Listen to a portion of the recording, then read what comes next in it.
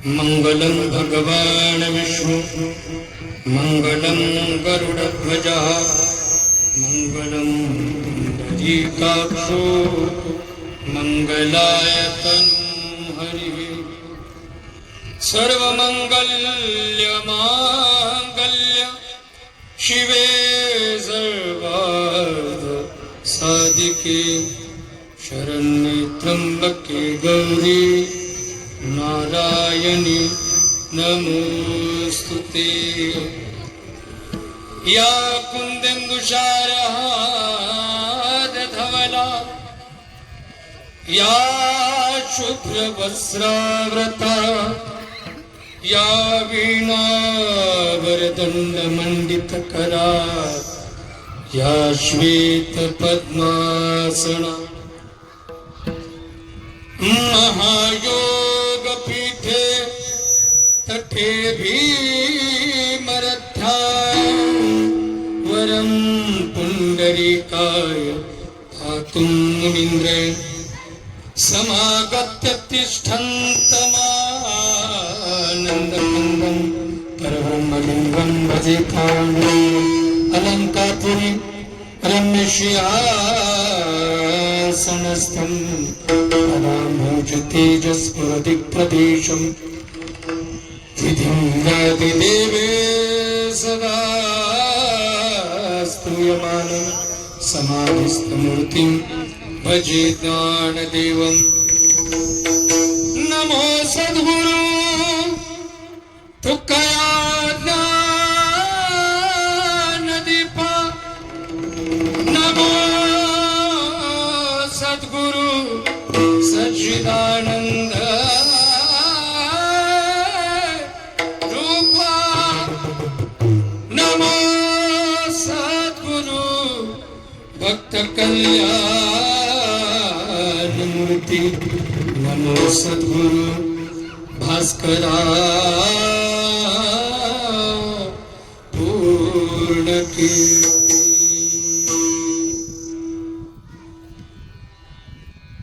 शिव लागी सेवे को भाले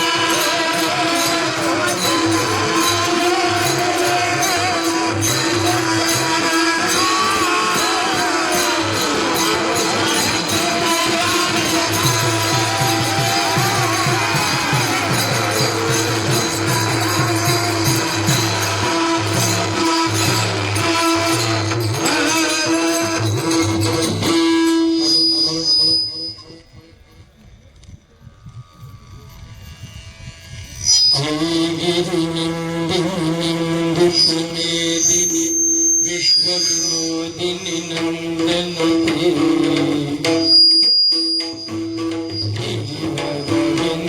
शरोदिनी वासिनी विष्णुदासिनी विष्णुमती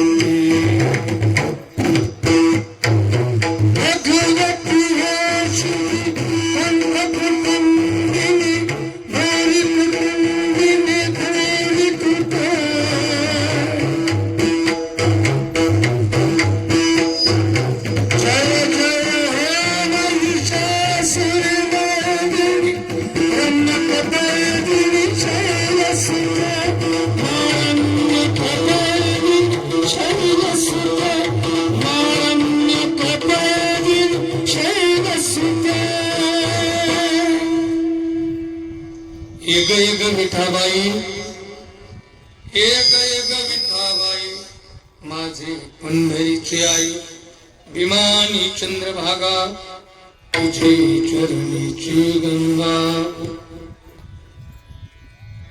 सालाबादप्रमाणे याही वर्षी शारदीय नवरात्र महोत्सव मोठ्या जोमानं थाटामाटात आणि अतिशय उल्हासानं चालू आहे. या नवरात्र महोत्सवामधील 5वी माळ म्हणजे कीर्तनाची दुसरी सेवा आणि 5व्या माळीची ही सेवा माझ्या पामराच्या वाट्याला आलेली आहे. मी माझं भाग्य समजतो. सेवा करण्याची संधी मिळाली, तुम्हाला सर्व श्रोते सज्जनांचं दर्शन मिळालं, यामध्ये मी माझं भाग्य समजतो. आज ज्यांनी सकाळी अन्नदान केलेलं आहे असे आजचे सकाळचे अन्नदाते गंगाधर शामराव विघ्ने यांचं सकाळचं अन्नदान होतं. संध्याकाळचे अन्नदाते आहेत अंतुबा निवृत्ती विघ्ने, भागीनाथ किसन फुंदे, श्रीरंग शांतीलाल विघ्ने यांचं आजचं संध्याकाळचं अन्नदान झालेलं आहे. आणि आज मला वाटतं 1 क्विंटलचं अन्नदान होतं संध्याकाळी फराळाचं. पण काय खाल्लं लोक गेले गोराड्यात झोपायला. लोकांना काय वाटलं पाऊस जास्त येतोय का काय कोणास ठाऊक. पण काळजी करू नका, जे गेले त्यांनाही धन्यवाद, जे आहेत त्यांना डबल धन्यवाद. सुंदर असं अन्नदान यांनी केलेलं आहे. आणि आजची कीर्तनाची जे काही संत सेवा आहे ती सुद्धा त्यांच्याकडेच आहे. असो, आजच्या माझ्या या कीर्तनासाठी माझे परमस्नेही आदरणीय मृदंग विशारद युवा कीर्तनकार, ज्यांची आपली पाटळी फाट्यावरती संस्था होती, तीच संस्था स्थलांतर करून आता सध्या शिरूर कासारमध्ये आहे. आणि आपल्या देवीवरती प्रत्येक महिन्याला त्यांच्या विद्यार्थ्यासहित संपूर्ण सहकार्य असतं. आणि म्हणून ते आजच्या कीर्तनाला हजर आहेत, म्हणून त्यांचे मी आभार मानतो. काय झालं गाडीने जरा का काढा तर काय टाळी म्हणजे टाळी वाजल्यावर काही पैसे द्यावे लागत का? जरा जोरात वाजवीत जरा, त्यांना बी समाधान वाटलं पाहिजे. हा असं कडाडून मी म्हणतो अख्ख्या कीर्तनात काही कळू नाही का नाही कळू, टाळ्याला ढिलं पडायचं नाही.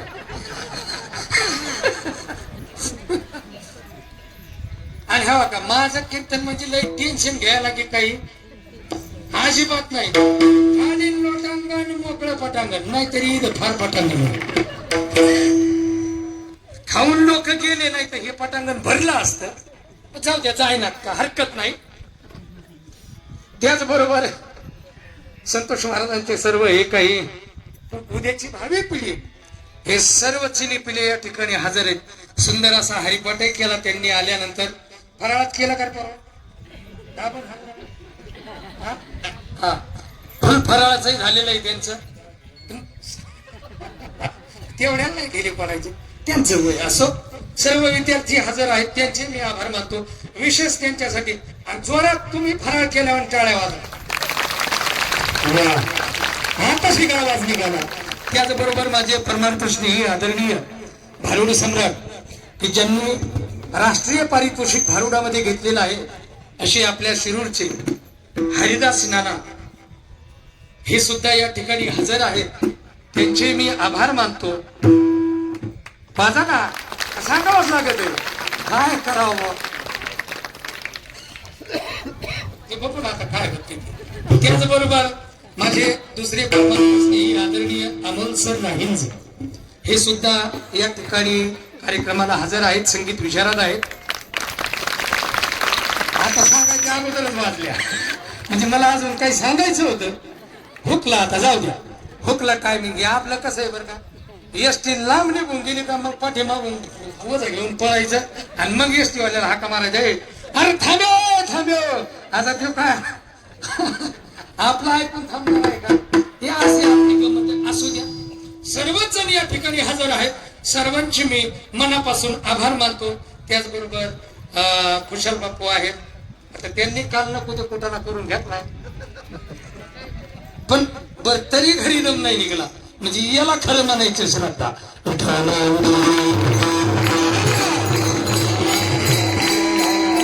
आणि सर्व तुम्ही श्रोते जण हजर आहेत.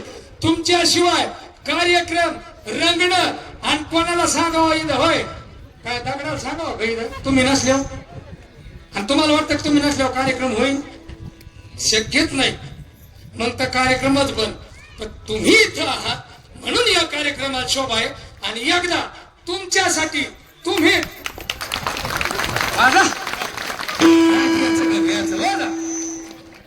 सुंदर हे बघा असंच शेवटपर्यंत फ्रेश राहायचं माझ्याकडे टाइम उरलाय फक्त 1.5 तास अगदी 1.5 तासात आडे पडूस तर जेवढं होईल तेवढं हसेल का चिंतन करू नाही म्हणजे खरं सांगा तुम्ही सांगता तसं चिंतन म्हणलं तर चिंतन जे संस्कृतचा पठ्ठा चालू करतो शेवट पोत तुम्हालाच काय मला काही कळणार नाही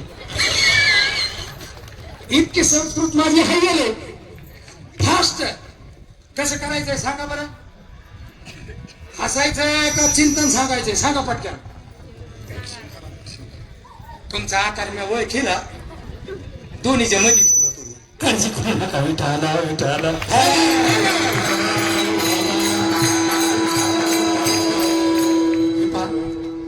वातावरण सुंदर आहे फराळाचं पोट भर झालंय आता कीर्तनाचा जो अभंग आहे त्या अभंगाचा सरळ अर्थही सांगितलाय ज्यांना अर्थ कळाला बिनधास्त हातपाय लांबायचे अंगावर काही आणले मावशा तुम्ही गोदड्या चादरी फिदरी काही काहीच नाही आणलं का कमाल झाली तुम्हाला कळत नव्हतं का थंडी वाजणार आहे बाहेर कीर्तन आहे हा आणि उद्यापासून सोय करी उद्यापासून आपण आपल्या गोदाडे सत्रांचे घेऊन येत जा काय नाही तुम्हाला सांगतो बिनधास्त फक्त कीर्तनात बसायचं इथं बसायचं पाय लांबून बसा नाही तर पाय आखडून बसा भले असं ते गुडघेवर करून त्याच्यात कमून पण इथंच बसायचं शेवटपर्यंत ऐकायचं फक्त डोळे झाकू नका एवढीच विनंती आहे झोपायचं नाही फक्त एवढीच आठ आहे आपली बाकी तुम्हाला कसलं टेन्शन शेवटपर्यंत येणार बघा नियोजक जे सर्व तरुण कंपनी आहे यांनी असं सुंदर नियोजन केलेलं आहे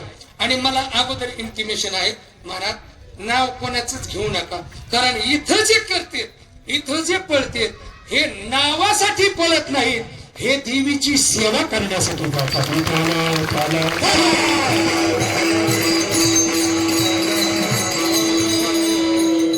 म्हणून मला सर्वांनी सांगितलं महाराज अजिबात कोणाचं नाव घ्यायचं नाही म्हणजे ठीक आहे नाही तर काही काही ठिकाणी गेल्यावर महाराज माणसं केवळ आणि केवळ काही करायचं ठरलं तरी नावासाठीच करतात असं पण पैठणला दिंडी कधी असती पैठणची दिंडी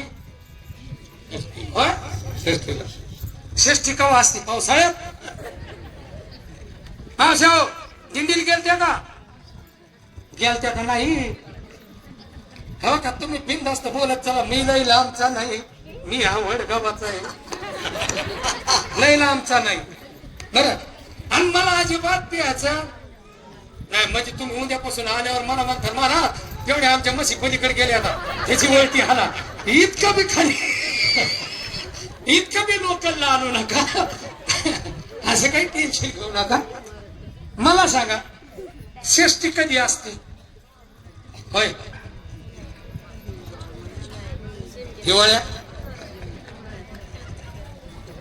असते कवा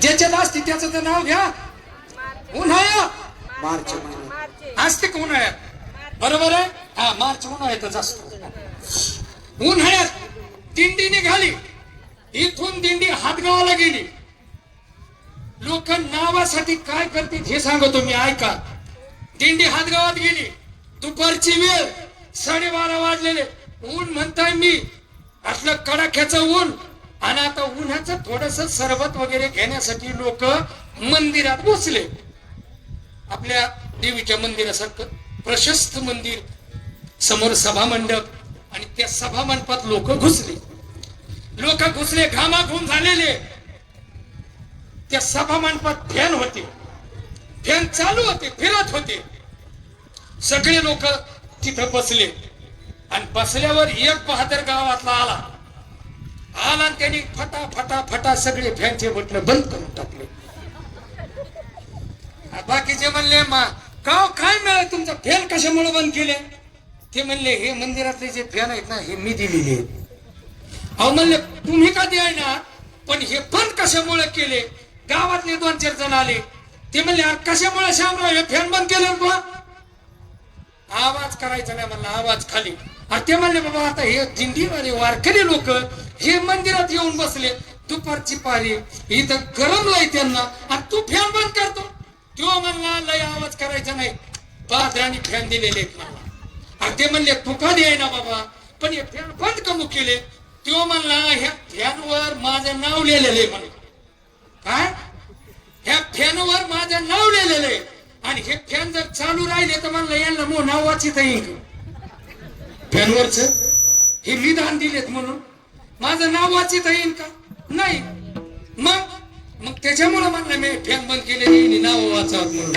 म्हणजे नावासाठी लोक हे काय करते ह्याची गॅरंटी नाही. पण तसं इथं नाही. अगोदर सांगितलं अजिबात कोणाचं नाव घ्यायचं नाही. सर्वजण करतात ती केवळ आणि केवळ या आईची सेवा.